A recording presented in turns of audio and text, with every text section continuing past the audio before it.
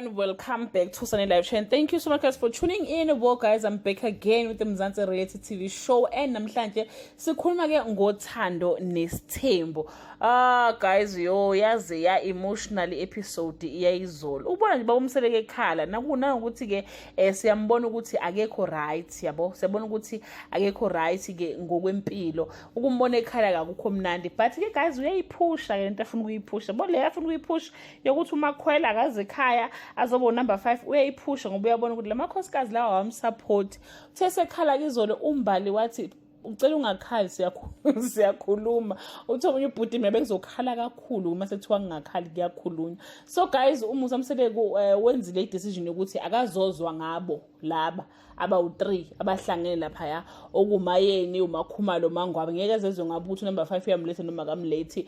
Izolo ke kade kukhona ke ingxoxo zokuthi mele bahambe bayovela kakhwela ngoba uyamthatha unumber 5 ngoba nabo bafika bengafuni kamseleko kodwa wafoster wabathatha bazogana ngekamseleko.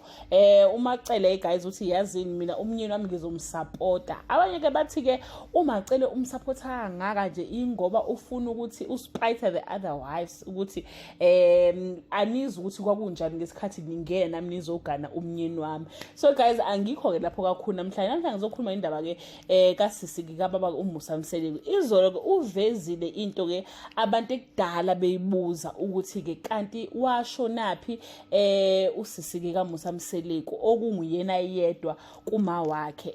Izolo uvezile ukuthi ke unompumelelo wahamba wayohlola bafike ekuhloleni kwathiwa ke uMusa Mseleko ukhona into ayenza ukuthi yena uMusa Mseleko aphumelele bese unompumelelo ke angaphumeleli. Kusho ukuthi bathi kuneloyist ekhona lapha kunomloyo owenzeka kunento ayenza asazi noma ukuthwala noma ukwenzani but ikhona yona into abamsola ngayo.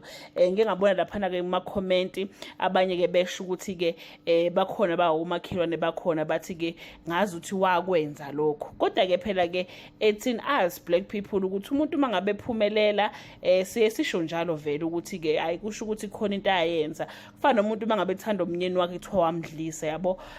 So it's something it's normal for us black people ukuthi uma ngabe kukhona into ophumelela emndenini nabanye bengaphumeleli kusho ukuthi ke kukhona into ayenza noma ke engezange enze lutho. Uthi ke omunye ke usisi wakhe uthe omunye abekho abantu abaqhatha njengezangoma nezinyanga ododi ingakho nje ushaka abafaka ushaka engabafuni. So guys it's so painful because uyabona ukuthi lapha nje kule mndeni kaMseleko akuna auntie akuna sisi akuna mndeni akunamuntu nje akana muntu wasefamily noma mncane mhlambe bomncane mhlambe okhazini akunamuntu. Last time we heard of a family member ilo wanyuku bezusinengi ngocansi ukusho ukuthi ngampela umndeni wakhe mhlambe ongekho right ngampela kodwa ngiyamangaza ke mangasekho umuntu kwakhona even usisi wakhe wasesiswini naye athi naye akafuna ukuyihlanganisa na ngoba wathi yohlola kwafike kwathiwa uyena wenza into zakhe ezingahambi kahle.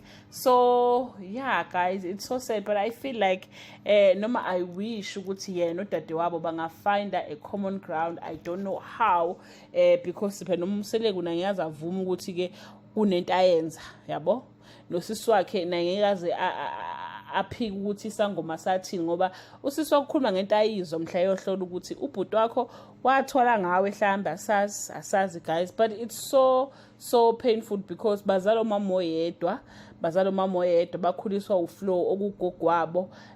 Futhi ke na unompumelelo I think I was watching the first episode yothando nesithembu la esho khona ukuthi unompumelelo kaMseleko bakhuliswa ugogo bobabili ugogo weseyashona uma wabo futhi naye weseyashona uthi wayesekhuliswa ke umfowabo. So manje angazi manje sekholwa kanjani masekuthiwa ke umfowabo uyena omenza ukuthi ke angaphumeleli uyabo. So guys it's so painful it's so painful leyanto leyanenze lapha na kaMseleko ibhlungu ngampela ngoba abantu kusho ukuthi ke adepende kubona that bazomsiza noma bazoba umndeni wakhe iwona amakhosikazi. Now I think I understand why baMusa Mseleko ewuthanda kangaka umndeni efuna uzakhela umndeni omkhulu kangaka. Shuthi ingoba vele yabo ingoba vele uyabona ukuthi akanawo umndeni emndenini wakhe, so umndeni wakhe ilabantu abakhandayo njengamanje lethi number 5 nje iwona mndeni wakhe. Uthe uganwa kaMasisha nje ngoba uMpumelelo sekumele aganwe, so ngiyazi akwazi ukuthi athi eganwa noMpumelelo ke ebeke eganwa. So yeah guys, I just wish ukuthi they can find a common ground. I don't know how, but it's so sad. Family iyona konke. I can't imagine nje i-feeling yokuthi kuthiwa ngisakhulumisane nosisi bami because bahambe bohlola kwafe bathu baloya yimina.